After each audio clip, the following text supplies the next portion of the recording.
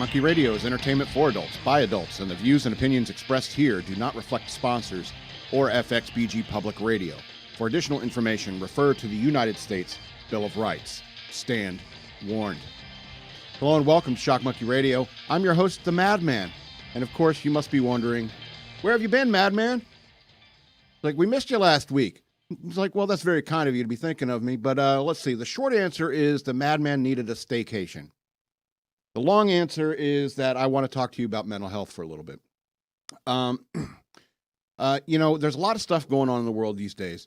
There's all sorts of emotions tied up into things like the face masks, the COVID, how you feel about the president or any politician for that matter.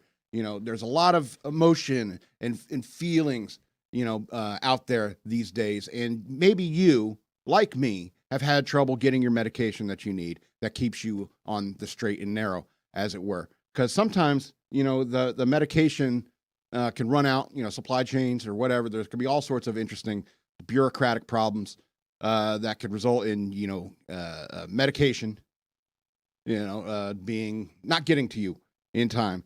And it can take a toll on somebody who suffers from depression like I do, major depressive disorder. And major depressive disorder is that suicidal kind of depression. And I'll be honest with you. I mean, there are times the last couple of days I'm thinking, hey, I want to snuff it. I'm done with this world. And that's not a happy place to be. There's a fly in the studio.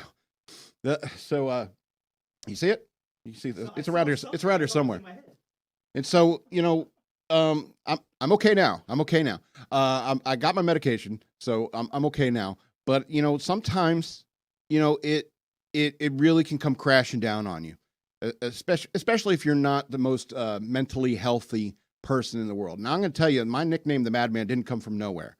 It's a nickname I earned in the Navy for being angry all the time. And so I'm lucky in the sense that I've been able to find a good treatment for myself. But, I have to stay on that regimen.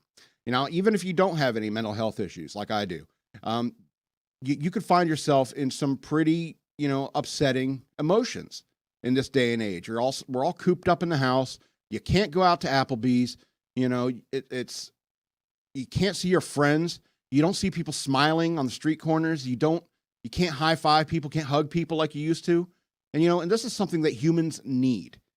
And people don't want to talk about this a whole lot, about how, like, during this whole lockdown, this whole coronavirus nonsense, suicide rates are going up.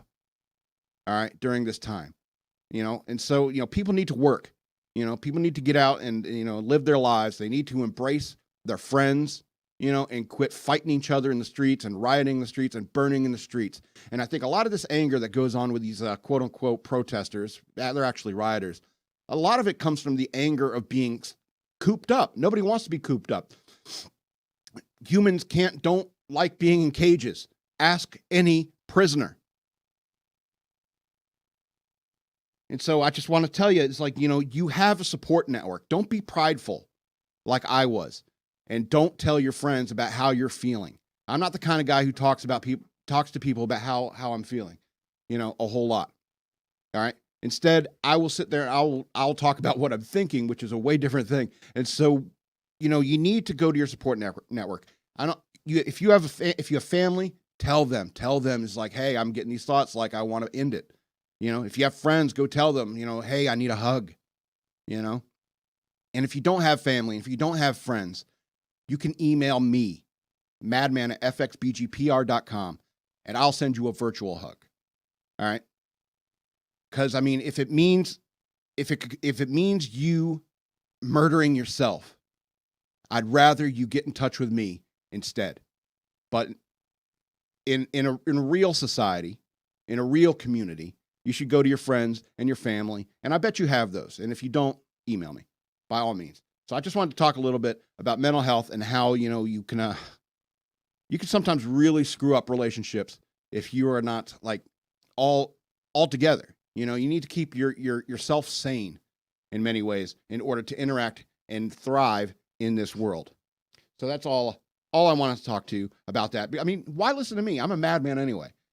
I don't even understand why anyone ever has to clean a shower. All right.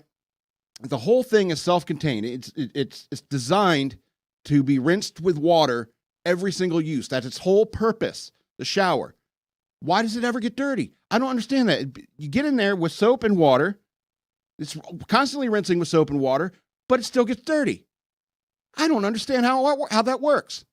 Then again, on my car, I do need to get my car washed every time, even if it rains. So, I don't know. I'm 43 years old. I don't know how these things work. All right, so, take that with a grain of salt, because I'm just a madman after all. And we're weird creatures. We are very strange creatures, humanity. And don't pretend like, just because it's the information age that has made us into strange creatures. All right? It's not the information age. It's not the prevailing the internet is before porn kind of thing. That's not what has made us weird. We have always been weird. All right? Humanity has always been weird. People got in barrels and went over Niagara Falls. Now, I've never been there, but I've heard it is massive. And that the power of that river, is it the Niagara River? Hudson River? I don't know. It's St. Lawrence. I don't know. And so the power of that, people get in barrels and go over it just for the S and G's of it, just for the giggles, We're weird creatures. We've always been weird creatures. This was like in the 1800s, people were doing this. In the 1920s, sitting on poles, flagpole sitting, was a thing where people just climb up on a flagpole and sit there for a couple days. Just because they're bored. Just because they're weird. Humans are weird. All right, in the 1950s, people started cramming as many people as they could into phone booths. All right? And thank God television came along, because I'm sure that took a lot of people out of that kind of activity. But we've always been weird. The appearance of the information age has only made us realize it more. It's held up a mirror to our faces, and so we can see how weird we actually are. In the 1960s is when streaking became a big thing. You know how hippies are. They're big into nakedness. I'm a human being. I'm big into nakedness too. We're all weird. We're all hippies, I guess. So the point is, when I think about all these ice bucket challenges and planking and all the like, I know I'm out of date. I think that we have always been a strange species. All right, you ever been walking in the woods and you see a deer looks up at you and you surprise the deer, and the deer's like, oh, damn. Oh, what's this crazy ass human going to do? Is he going to kill me? Going to try to fuck me? What's up with this? What's this crazy ass human going to do? I don't know what they're going to do. Humans are fucking crazy. That's what the deer's thinking. And he's right. We have always been strange, and the internet reflects that aspect of ourselves back at us, just as the newspaper articles about the pole sitting in the 1920s reflected it back to us. So I don't know why any of us takes anyone else so seriously. We're weird creatures. These people you see out there in the world, they are the polyamory people. They are the OnlyFans people, the grinders, the podcasters. And considering everything I've ever seen in porn, I am in constant awe and amazement that we have evolved this far and created the world that we see it today. So, congratulations to all of us, I guess.